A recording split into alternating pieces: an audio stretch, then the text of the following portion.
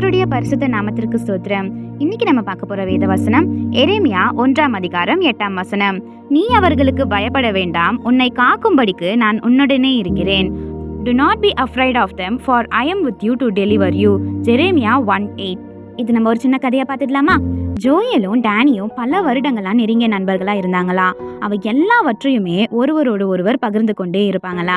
ஜோயலுக்கு பயமோ குழப்பமும் வந்தா அவனை உற்சாகப்படுத்தும் விதத்துல டேனியல் தான் அவனுக்கு உதவி செய்வானா. ஒரு நாள் டேனிக்கு வெளிநாட்டுல வாய்ப்பு கிடைத்ததா. அது அவனுக்கு ரொம்பவே பெரிய முன்னேற்றமா இருந்ததா. ஜோயல் அவனிடத்துல மகிழ்ந்தாலும் உள்ளுக்குள்ள அமைதியான பயம் வந்ததா.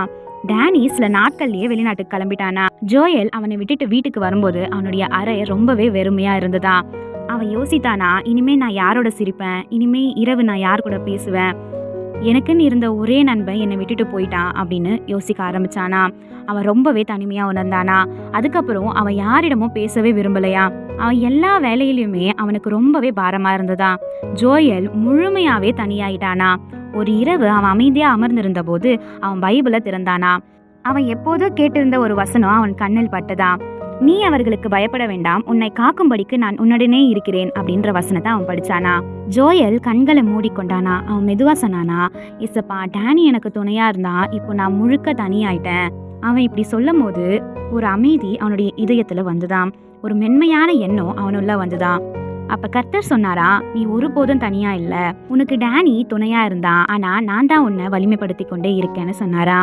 ஜோயல் ஒரு ஆழ்ந்த உண்மையை புரிந்தானா. டேனி தூரத்துல இருந்தாலும் ஏசப்பா என்னோட பக்கத்திலே தான் இருக்காரு. அவர் தான் என்னை வழிநடத்தவும் என்னை காக்கவும் என்னை ஆறுதல் அளிக்கவும் முடியும் அப்படின்னு புரிஞ்சு கொண்டானா.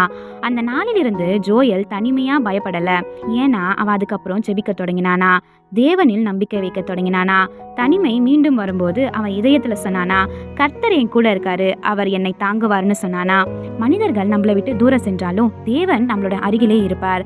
எல்லாருடைய ஆதரவு நம்ம இழந்த போதும் அவருடைய ஆதரவு இன்னுமே நம்மளுக்கு வலிமையாவே இருக்கும். ஆமென்.